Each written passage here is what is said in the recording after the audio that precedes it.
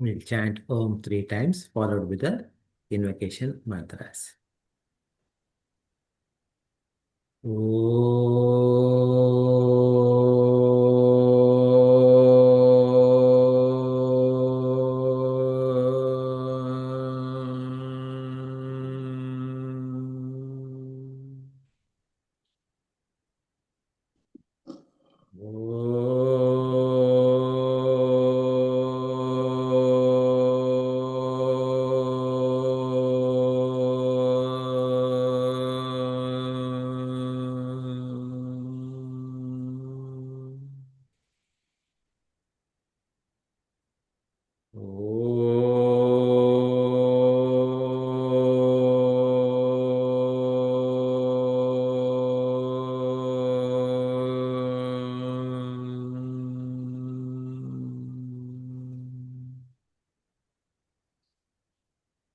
Om Sahana Bhavatu Sahanau Bhunaktu Sahaviryam Karavavahai Tejasvinavadhitamastu ma vidvishavahai.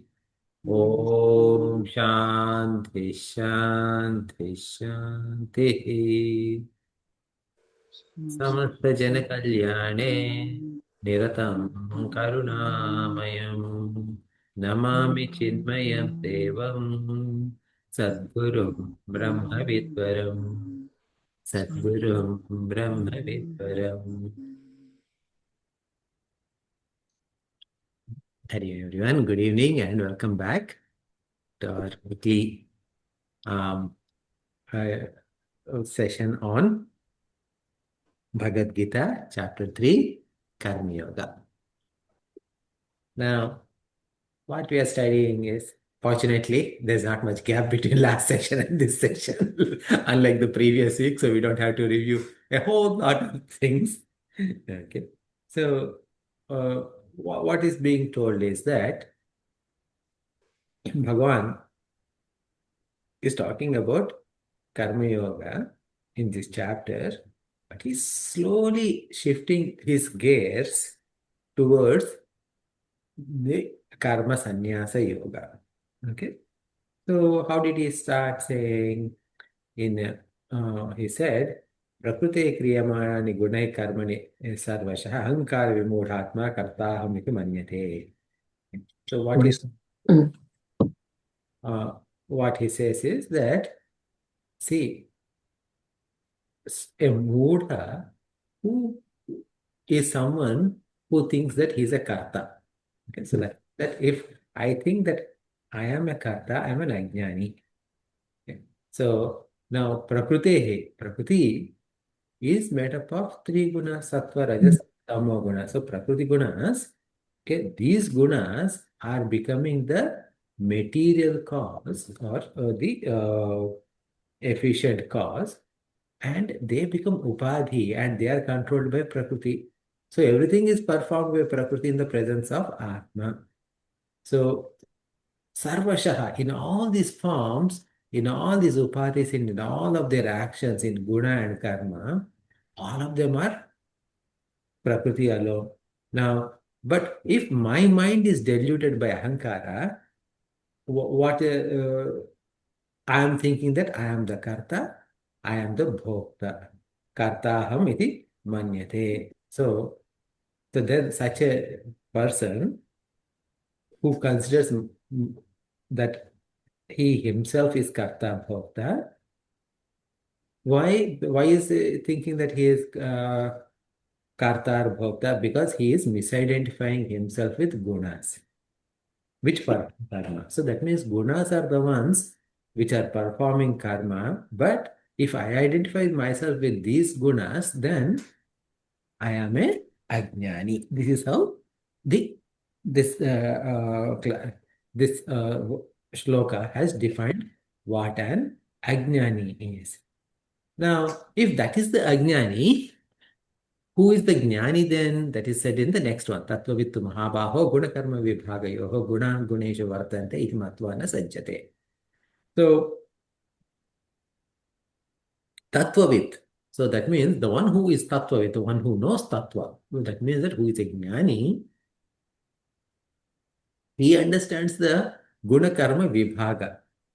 What is guna and what is karma, and they understand that this karma and gunas are different from atma. That is the vibhaga portion. Okay, and they understand that these gunas are interacting with other gunas.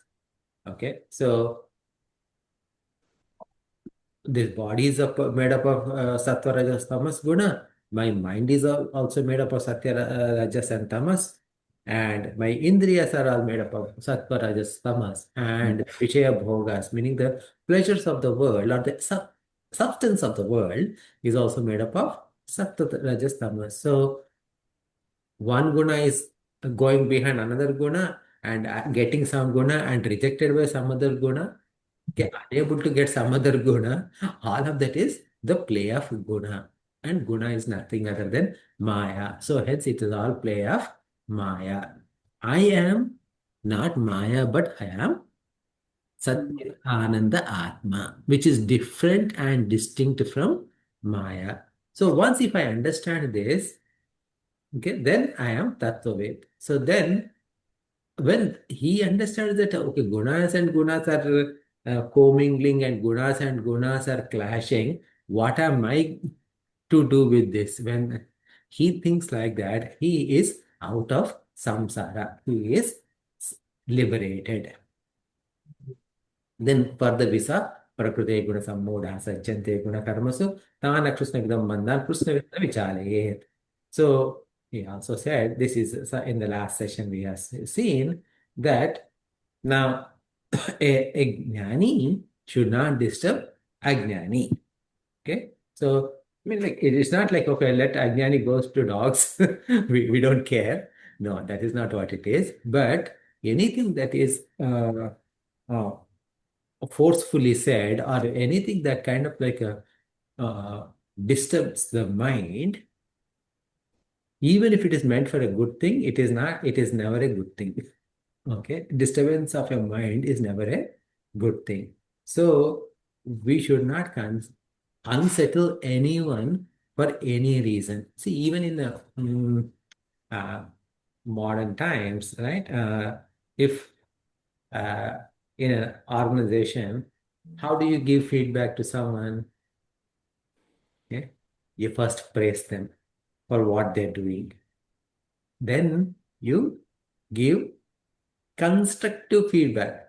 Maybe if you see you're doing it this way, but if you do the other way, you're going to get much better progress. You'll do much better progress.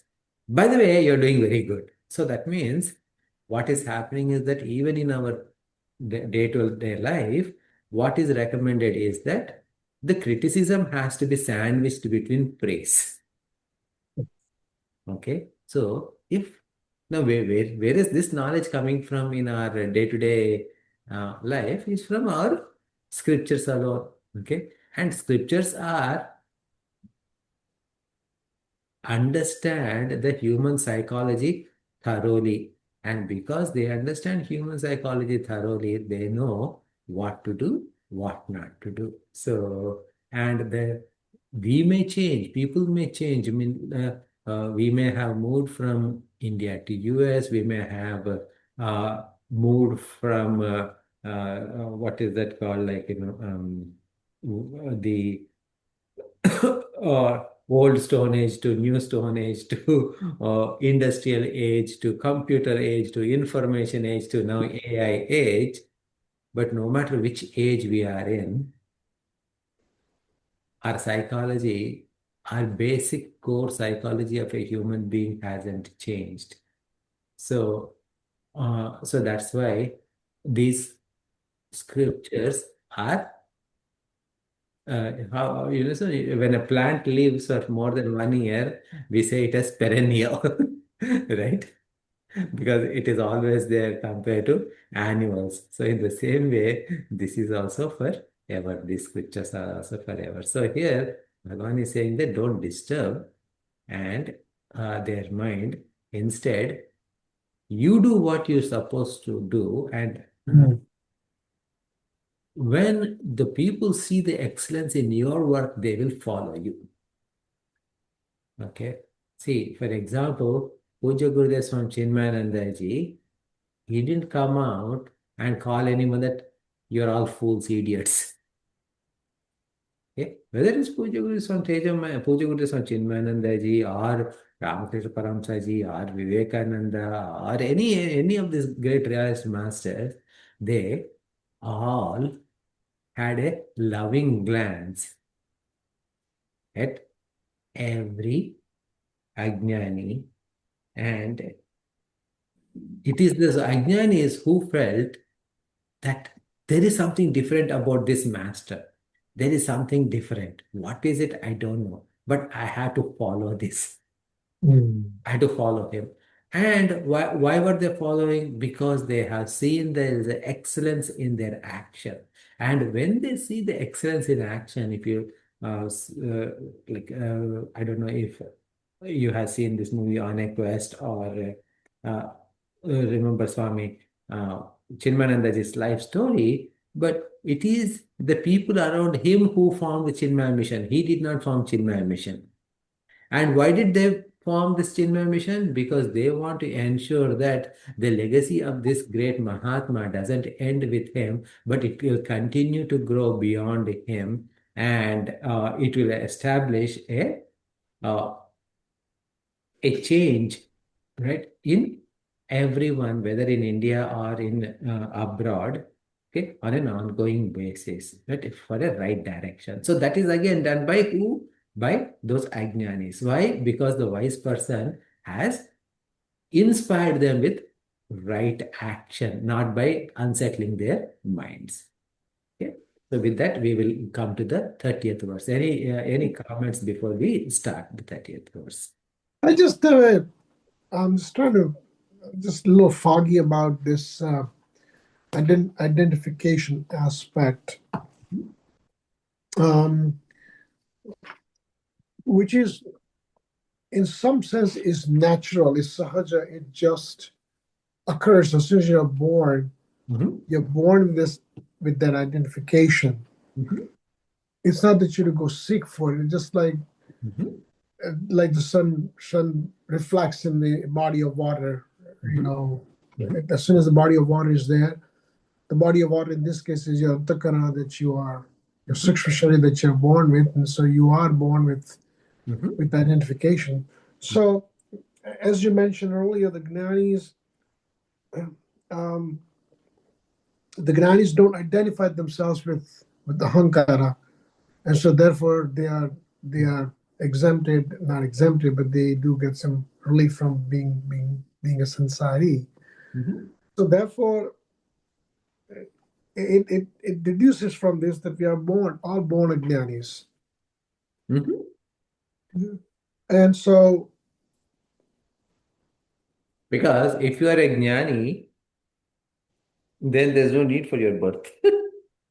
if you're jivan mukta or vinay mukta, is that what you mean? Yeah. Yeah. But to your point, though, that still there are gnanis like Swami Chinmayananda and Swami Dayananda Saraswati Viditatma. There's so many Swamis that are born. Considerably, some of them already have probably taken rebirth for our Loka Sangra. So Um, see, mm, okay. So there are, see, for example, there are something like avatars, and then there mm, is the Jivan Muktas, right? mm, Avatara, when you think, I mean, like we are going to study Avatara, about avatars in chapter 4.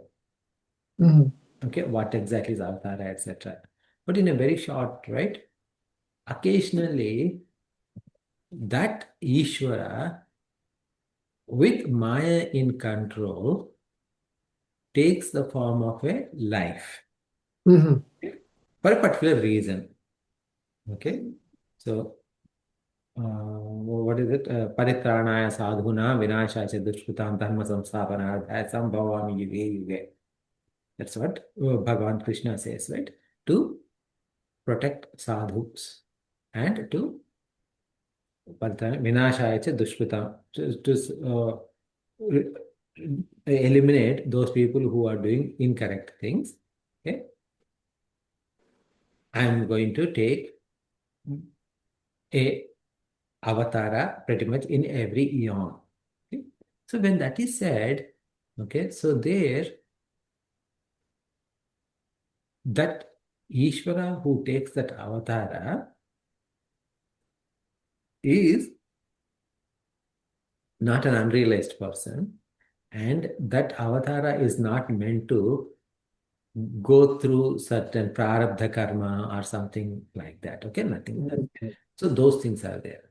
Now, when you Yeah. look at Swami Chinmayanandaji, etc., when they were born, they were not jnanis. Okay, maybe they are very close to attain that jnana. Okay, Mhm. again, we'll read more about it in chapter 6.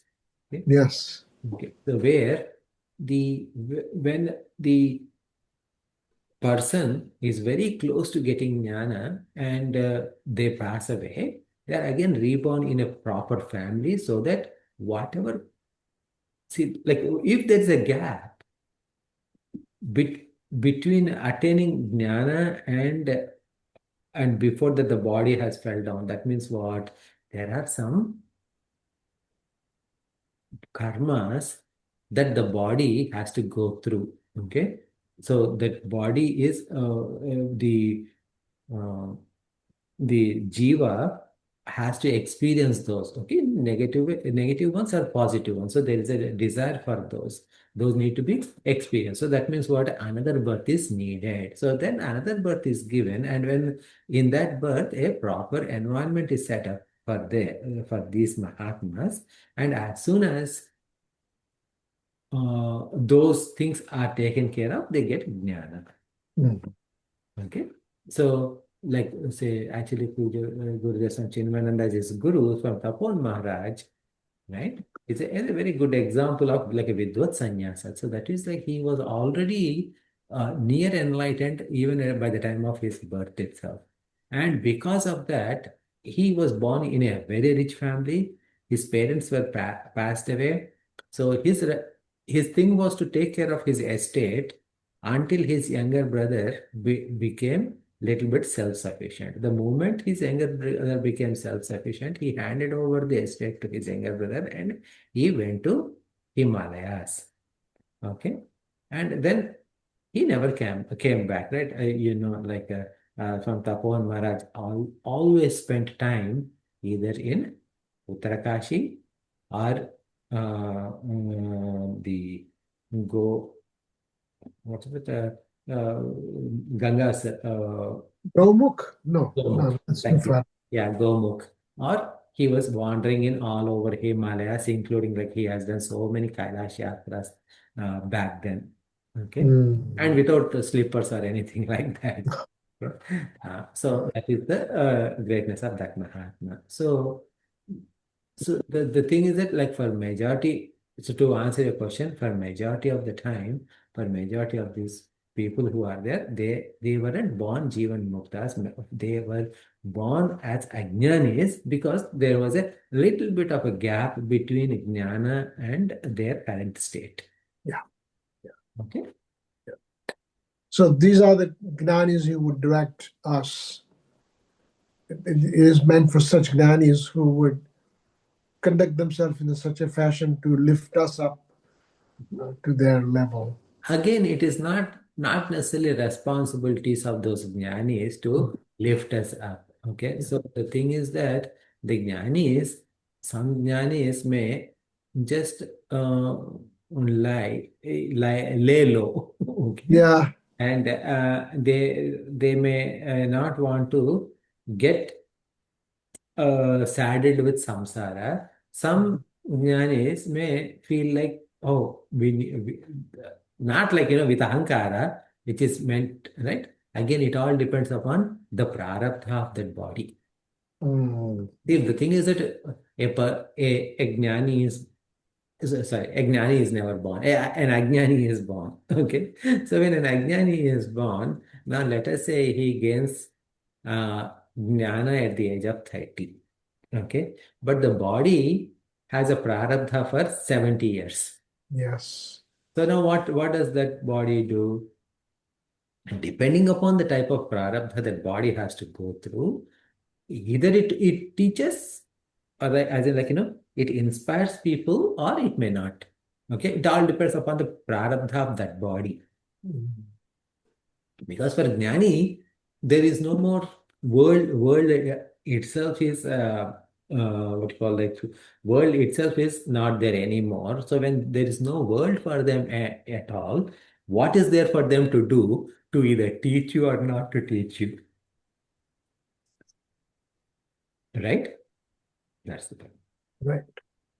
Yeah, I think I just wanted to add something is that when avatars are born because there is adharma, so in order to get people from the adharma to dharma, that's when the avatars come, like Bhagavan Ramchandraji or Ramchandraji and Bhagavan Krishna Maharaj, Yeah. and that's the idea.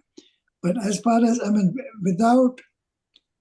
if you are like Nachiketa, that he had already been born with certain wisdom, and all his, desire was to gain the real true knowledge. Teach me the knowledge about that thing that I want to know. And he had relinquished everything else. He promised him, I will give you this, and so many material things. He said, no, I don't want anything. Only thing I want is that knowledge. And I think the idea is these Swamis, Gyanis that are, as they say, they can either go and reside in Himalayas and do nothing, and they are done. But then some of them perpetuate, they go and serve the community with vigor, with energy, enthusiasm, and as he said, not only actions, but by their words, how they speak. That's what inspires us all. So it's not only by their actions, but by their words. And I think that's what, helps. I mean, their idea is to transmit the knowledge as much as the Bhagavad Gita says at the end. You must continue to propagate the knowledge as much as you can to only people who know how to get it, not to the people who argue with you, and they will create problems for you. Yeah. So, but that is our next, level of engagement is whatever you learn, pass it on. And that is one of the continuation of this process. But as they say, Brahmaji, when he created first, he only created Devas and Devatas. So they had no egos, there's no mind, there's nothing. And he said, no, that's not good. Let's put people in, the jivas, and then let's see how they struggle with their samsara and all this ego. And I think that was a clever move. Thanks, Chanji. Thank you, Chandy.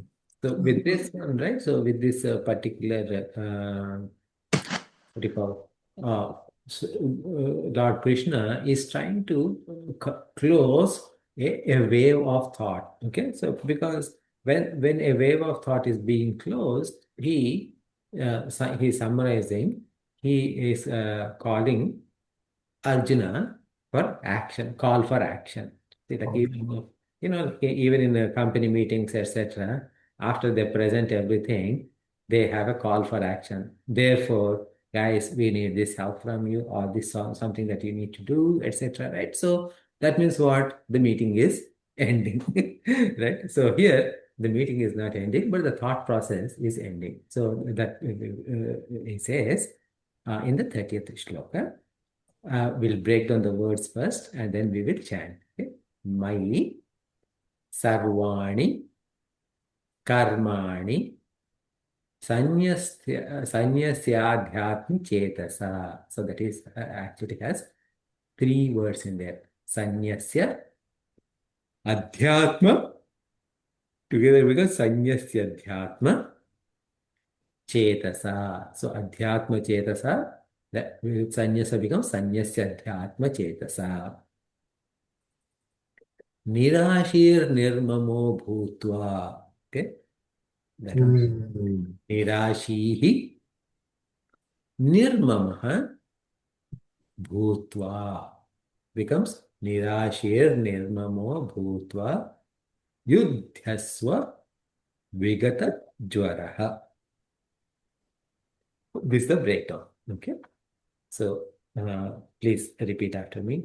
Mai sarvani karmani Maya sarvani karmani sanyasya chetasa sanyasayat machata sanyasya chetasa. sanyasi machata Okay, so let us say sanyasya.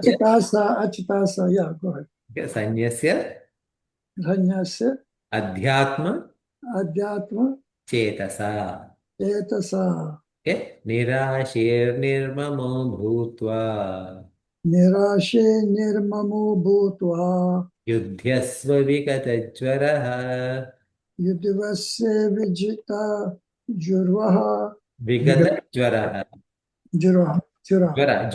ज्वरा means fever. Okay. Yeah.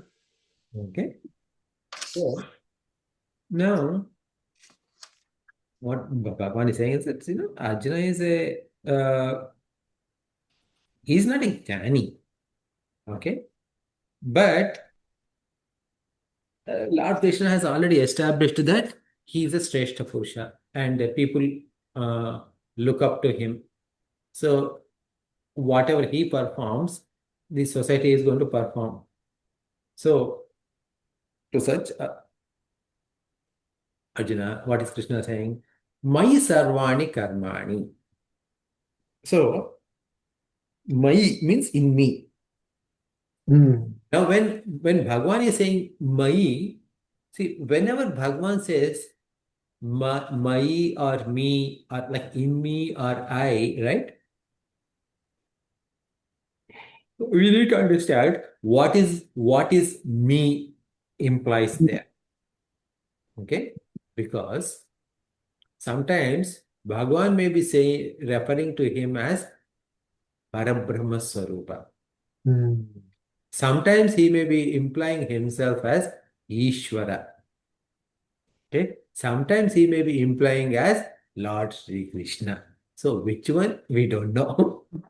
Okay? Not we don't know in the sense like you and I, by merely reading the transliteration, we don't know. Okay? But when a great Mahatma like Shankaracharya, when they read, they understand, and for our for our benefit, they tell us, okay, what exactly Lord Krishna means here. So that's why like a bhashyam from our tradition becomes very important.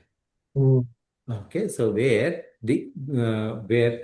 how the teacher understood, like in our case, who is our teacher? Our teacher is Shankaracharya ji.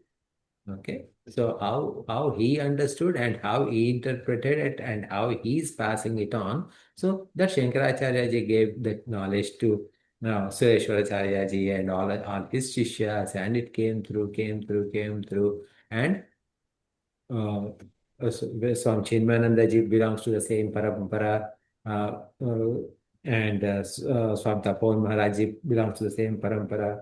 Ramakrishna Parahamsa ji, Swami Vivekananda, they all belong to the same parampara. What is this parampara? Advaita parampara.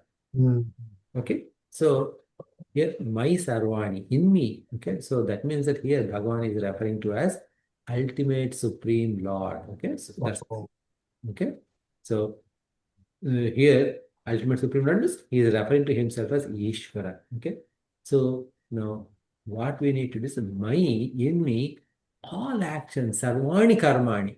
Okay, all actions, karmas are actions. Karmani means actions, plural. Sarvani karmani means all actions. Now, when he says all actions,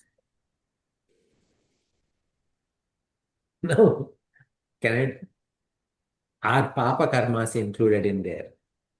No. Oh, why not? Refer to the chapter heading. What is the chapter heading? Karma Sannyas Yoga. Karma Yoga. Karma Yoga. So Karma Yoga contains what kind of actions? Selfless. Nitya, Nishkam karma, Nitya and Naimitic. Naimittika karmas made without any desire. So that is Nishkama karma, right? So you need to do like Nishkama karma and they have to be Niyata karma. Okay. So all those Niyata karmas. Okay. So my Sarvani karma means all those Niyata karmas. So that means that, I lied for the sake of Bhagwan. I cannot say like that. Okay. So now here our Acharya ji, Swami Advaita ji says, it should be including even mundane actions like brushing my teeth or taking shower. See, like, what should I understand? He says, this is my teacher's thing. Swami Advaita ji said, I must understand that my body, mind, and intellect are born from Prakriti. Okay? And Prakriti is Ishvara Shakti. So, does Ishvara Shakti belong to me? No. No. So then, how should I brush my teeth or shower? My body is like a car driver, right? You know, like in India, especially, you have a car. If you own a car, you can actually get a car driver. Okay. And when he is cleaning a car, okay, like a car wash, how is he cleaning? Oh, this car belongs to my master, and I am cleaning his car. See the attitude? That is the attitude we should have, saying that this body doesn't belong to me, okay? But who does this body belong to? My master, who? Ishvara.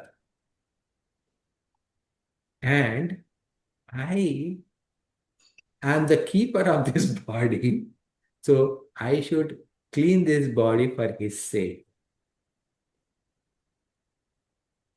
It's a rental. I'm renting the body. Yes. Okay. So this is the attitude that we must have when we say, my sarvani karmani adhyatma chetasa sanyasya. So what happens is that this adhyatma here, supreme self, chetasa, meaning, so thinking that this everything belongs to the Supreme Lord. Okay. And so all these actions are my worship to the Lord as my offering. Okay. So this is the attitude that I should have, and I should do my worship. So here, important thing is that I am not giving up any actions.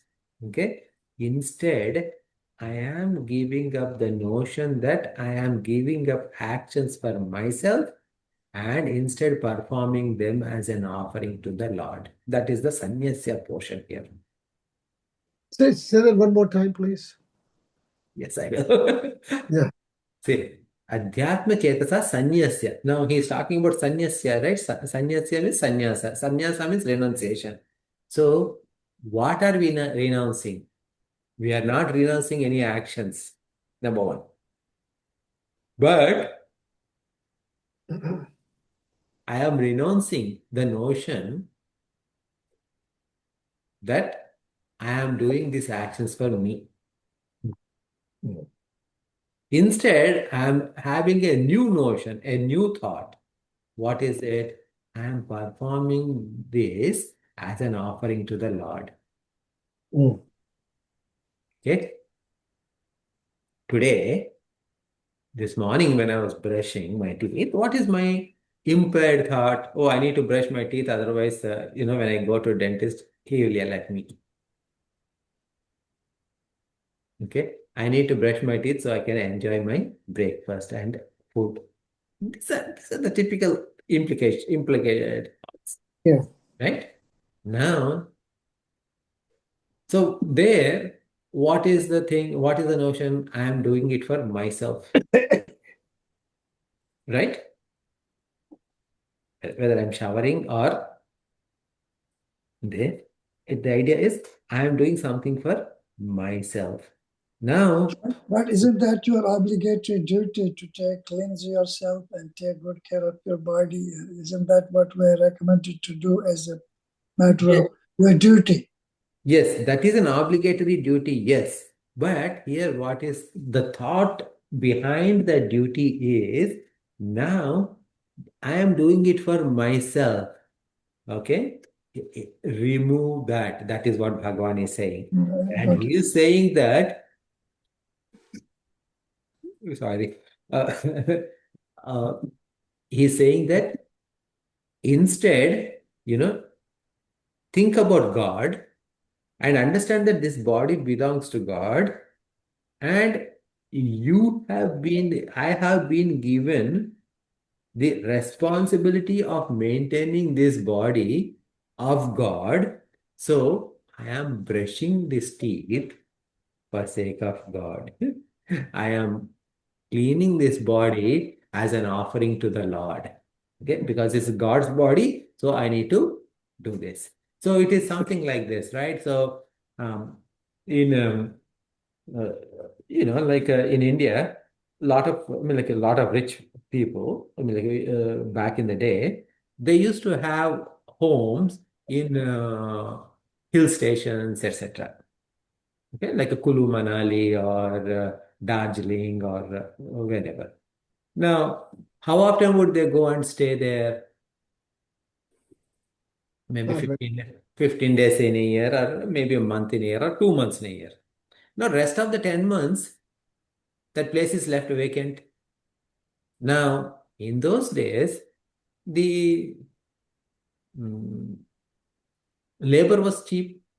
So, what would they do?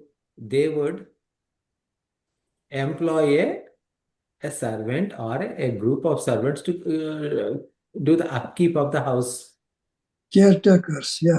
right? For the next 10 months, for the rest 10 months. So now the caretaker, as you said, is in the house. Now, when he is in the house, he may be using the house for all he's sleeping in the house, he's eating in the house, he's using the electricity of the house, he uses using the gas stove in the house. All of that he's using it for himself. But what is the attitude? What is a primary thought? Does he ever think that it is his house? No. He knows that the master is going to return someday. So what he needs to do? Because nowadays, like you have phones, so you would call and say like, okay, I'm coming today at 7 p.m. Right? And you can even like what is it like in WhatsApp and some other applications, you also share your live location so they can know exactly where you are at any given moment and what time you will be home. But those days you never know when the master is going to come. So that means what do they need to? They had to sweep the house properly. They had to make sure the beds are properly set up. Everything is ready as if the master can come at any moment and can reuse any of the place in the house. Okay? That is how the thing was done. Okay, upkeep of the house was done, right? So that is the attitude we should have for our own body also. Okay, if that kind of attitude is there for our body, what to say about something that we also think, even this Vyavaharika level, that doesn't belong to us? Okay, that is the type of attitude that should be spread all over. This is what Bhagavan is saying, and saying Nirashi. Nirashi means usually in I don't know in Hindi, but in southern colloquial southern languages like my mother tongue Telugu, Nirashi Nirasha means hopelessness. Okay, Yeah, somebody is, Fainting. yeah, right? somebody who is dejected. But Yeah. here, originally in Sanskritam, Nirashi doesn't mean hopeless. Rather, asha means expectation. Nirasha means without any expectations. Okay. So I know like what to be expected. Okay. But I should not have an insistence for a particular result. Okay. So that is nirashi. Why should not I have insistence of particular result? Because I don't have a big picture of what was in the past, what is going to happen in future, and what is happening in present, right? I am bound by both time and space as an individual, as a jiva. So I don't have much visibility in any manner. But God has total visibility in my past and future and the current situation, right? Bhuta, Bhavishyat, Vartamana, he is all knower. Now, when he is all knower, he knows what kind of results need to be given to you at what time. Okay? So, and now God doesn't have any partiality. Okay? So that means whatever Bhagwan is giving to me now, that is right for me. Okay. So this attitude is what we get here. This attitude is being described as nirashi. Okay. Nirmamo bhutva. Nirmamaha bhutva. Okay. Mama. Mama means mine. Nirmama means not mine. Okay. So that means what? See, like every time,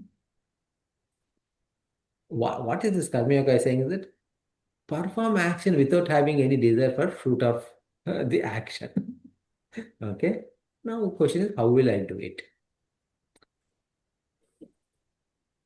So, any action that I perform must have a purpose. So that means I should know what reason I'm performing this action. Okay. So, nirmama, na mama means giving up the attachment that it is mine.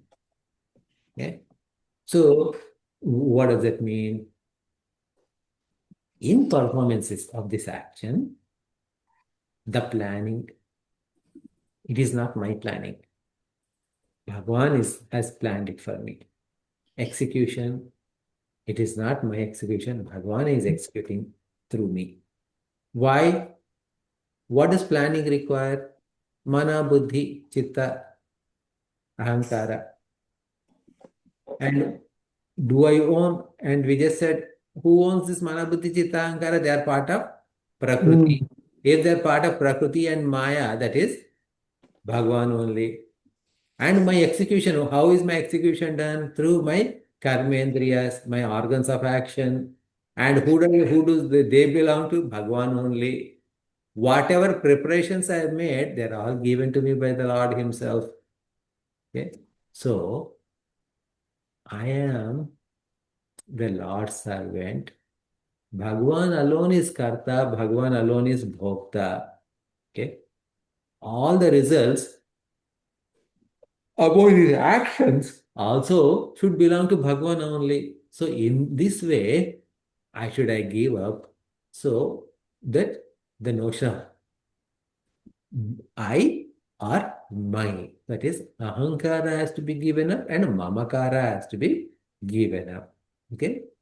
So now the thing is that now when we in the performance of Karma Yoga, what happens in the performance of Karma Yoga?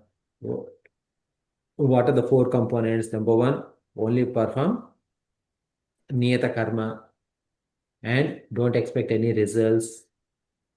Have Ishwararpana buddhi, have prasada buddhi. Now, in all of this, what happened is that ahankara and mamakara aren't spoken about. In all of these four components, ahankara or mamakara are not spoken about. But what happens then is that when you perform sakama karma means an action with a desire, this ahankara and mamakara are very strong. When we perform karma yoga, this ahankara and mamakara becomes weak. Okay? Because whether I like it or not, I need to do it. Whether it is for my sake or not, I must do it because that is the responsibility. Okay? So, and then this ahankara and mamakara are going to disappear in jnana yoga. So now, what is the next step where this karma yoga, where this ahankara and mamakara are to be gone? That is going to be described in next verses. But here, before that, he said, Yudhyasva vigata jvaraha. Okay? Yudhyasva. Yudhyasva means fight. Fight for Arjuna and face our situations for us. Right? Jvara. Jvara means fever. Okay? Fever. When fever comes, what happens? Temperature rises. Okay? Sometimes, when the temperature is high, Yeah. people start speaking gibberish in excitement. Okay? So, Delirium, they're going to delirium, we call it. delirium. They're Yes. confused. They're rambling. Mhm. They're not coherent. Right. Yeah, it's like 2 o'clock truth social. So that is a kind of like a mental affliction, as you said, right? A delirium, right? So Vigata Jvara means become free of your mental afflictions. Okay. Because we saw in chapter 1 that what was the condition of Arjuna? He said, my Gandiva is slipping, I'm sweating profusely. There is a severe anxiety in me. I'm unable to stand, right? All of them are what? They're all that mental afflictions that are taking toll on Arjuna's body. They were so strong, and when he overcame, like he was overcome, or like sorry, not overcome. When he was overpowered with so many emotions at the same time, that great Arjuna, who later killed a huge swath of Kaurava army, he got so worried that in no time, that mental affliction that he had actually manifested on his physical body. Right? Hmm. So you drop that Arjuna, Vigata Jvara, and you must perform your action. Okay? So here, this is like, how Karmanya, so whenever we say Karma Yoga, what is the shloka we remember? Karmanyeva adhikaraste ma phaleshu kadachana ma karma phala heturбhuः ma te sangostva karmani, right? Now, in the same way, how that shloka is so powerful, all inclusive, this shloka is also such a powerful standout shloka in chapter 3. Mai sarvani karmani sanyasya chetasa nirashi nirmama bhutva yudhyasva vigata jvaraha. So again, this is summarizing the entire karma yoga as we have seen in a different viewpoint. Okay. So whereas, see, the thing is that whereas the previous shloka from the 47th verse from chapter 2, Karmanyavadhikaraste, that kind of gave us a glimpse into what Karma Yoga is. And here, this is talking about the summarization of Karma Yoga with a conclusionary, I'm not sure how do I say that? Okay. with a concluding aspect of Karma Yoga, Yeah. saying that the entire goal of Karma Yoga is perform, offer all your karmas into Bhagwan, okay, and understand that I am not the doer. Meaning, like a human being, as a human being, I am not the doer, okay, and Nirashi, not expecting anything. Nothing is my nirmama, okay. With that, without any excitement or anything like that, Yudhyasva, face my situations. Okay, face my uh, challenges.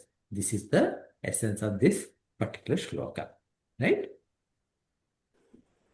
So now, uh, uh, then, then what happens? Okay, the question is that if I do this, what? If I don't do what? Okay, so Bhagavan is saying that do this. So if in our childhood, if our mom or dad calls us and asks us to do this, will we do it? We'll say, why? Okay. So then in those days, they used to have samadhana bheda dandopaya. Right? So four means they already said, when they said do it, that is sama. That is, they said in very simple way. Okay. Now, you know samadhana bheda dandopayas? Chanakya Buddhi.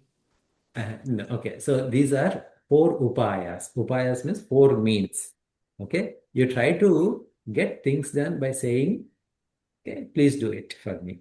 Okay, nothing is offered, nothing. Okay, so you just ask, and like say, for example, if a friend of mine comes and asks me to do something, I'll do it. Okay, I won't ask why and what not. Okay, what is in it for me, etc. But I may tend to ask, what is in it for me? So then dana is given. Dana means if you do this, I'll do this for you. Okay? Some kind of a incentive is given. Bheda is another way. Bheda, see, those people are doing, if you don't do this, you're going to suffer like that. Okay? So those kind of like comparison. Okay? Or So trickery. huh? Even the trickery. Yeah. Okay. Veda could be trickery also. Yeah, anyway, go ahead, please. Okay, it is primarily like a kind of like hey, all people, I mean all children of your age are doing this, so you should also do it. Okay, like that, right? Look at those kids; they're all studying, right? Why don't you study? So you also better study. That is Veda. And then when none of those work, what do parents do? Dandopaya. Take the danda and give to, right? Sometimes. Yeah, yeah. If you don't do this thing, this would be the consequences. Right? So now, sometimes our parents would usually skip dana and bheda. They say sama and then directly go to dana. They don't have time for dana and Veda. Yeah. So, But if you do here, then you will be in a big trouble. And they'll call cops on you. I'm just kidding. so So again, I think I just a quick question for you. I know you are. So the ahankara in this context is lack of kartutvam and bhoktutvam, right? In that sense, it's ahankara used so yeah. as opposed to. Yes. Yeah. So then what happens is when the kartrutva bhoktritva is gone, ahankara becomes weakened. Yeah. Okay, lightened because may not be weakened but lightened. Okay, Right. so and the lighter the ahankara, the better is for us. Yeah. As opposed to the ahankara, oftentimes is referred to as a chidabhasa. Yeah, Chidabhasa is basically the jiva.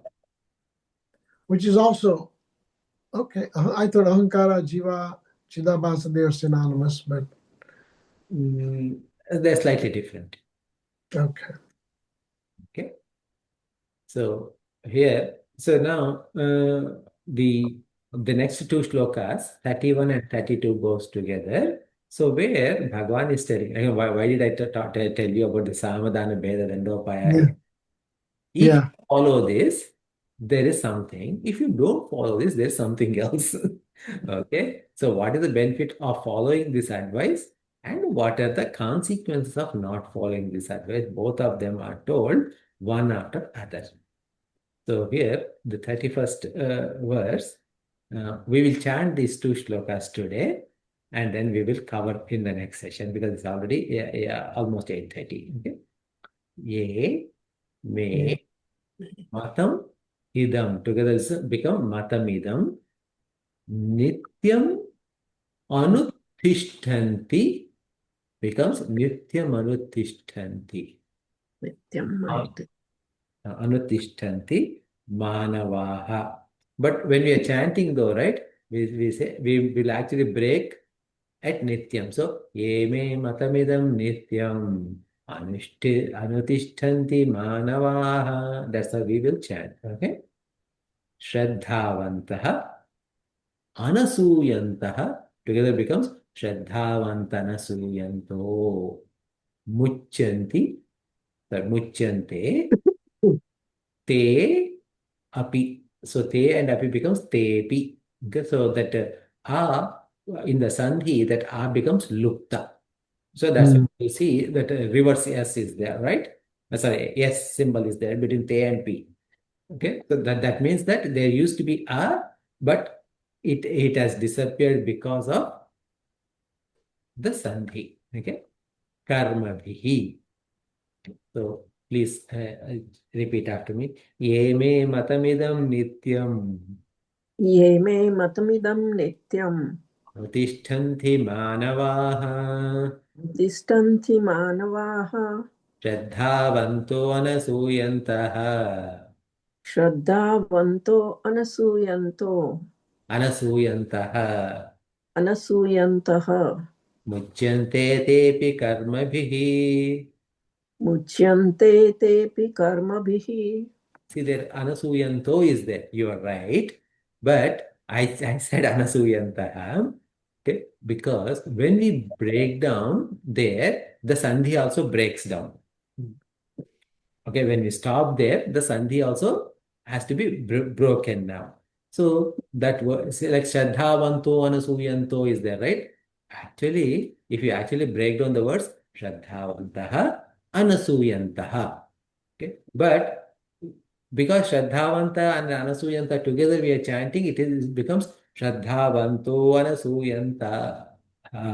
Okay, but if we are chanting the entire line together, right? Shraddhavanto Anasuyanto Muchyante Depi Karmabhihi, then that is correct. Okay, Mhm. then we'll also chant the next shloka. Ye Tvetadabhyasuyanto. Okay, that is kind of like a, right? Tvetadabhyasuyanto, that is two. Etat, two and etat becomes Tvetat. Abhyasuyantaha. Tvetat and Abhyasuyantaha becomes Tvetad Abhyasuyantaha. Okay, so because we are going to break down there, even though there is to, we will chant ye Tvetad Abhyasuyantaha like that. Anutishtanti. Na anutishtanti becomes nanutishtanti. Me matam sarvajnana vimudhanstan vidhi. That is one big word. So sarva jnana vimudhan tan vidhi becomes sarva jnana vimudhanstan vidhi. But where are we going to break down? Sarvajnana Vibhudhastan. That's a weird breakdown. Vidhi Nashtan Achetasaha. Nashtan and Achetasaha together becomes Nashtan Achetasaha. Okay. So let us chant. एत्वे तदभ्यसूयन्तः ये ते त्वदप्यसूयन्तः नानुतिष्ठन्ति मे मतम् नानुतिष्ठन्ति मे मतम् सर्वज्ञानविमूढा सर्वज्ञा सर्वज्ञानविमूढान्तान् सर्वज्ञानविमूढा Yeah, yes. सर्वज्ञानविमूढातान् विद्धि नष्टान चेतसः.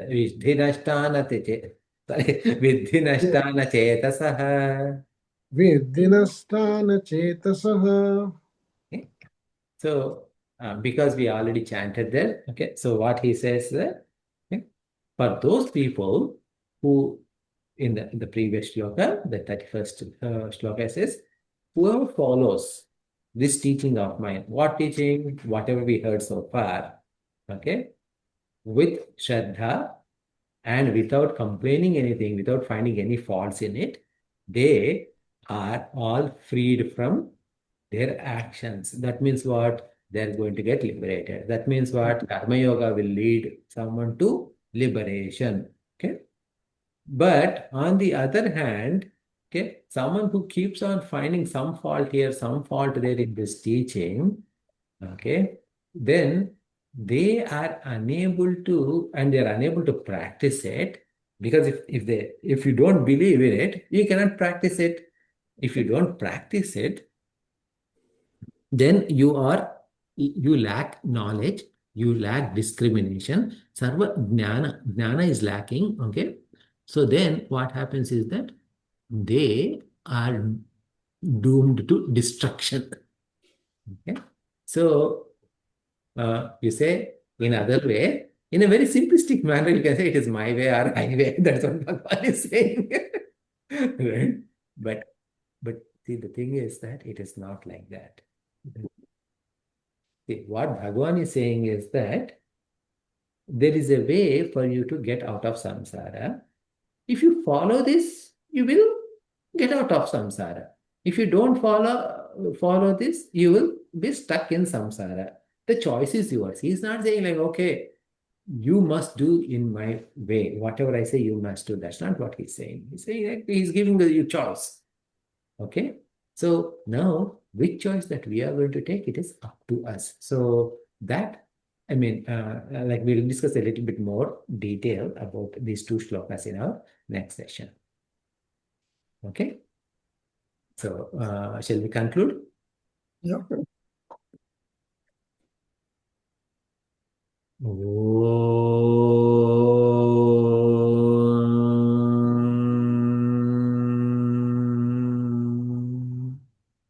पूर्णमदः पूर्णमिदं पूर्णात् पूर्णमुदच्यते पूर्णस्य पूर्णमादाय पूर्णमेवावशिष्यते ॐ शान्ति शान्ति शान्तिः हरिः ॐ श्रीगुरुभ्यो नमः हरिः ॐ Very good, Venkat. Thank you so much.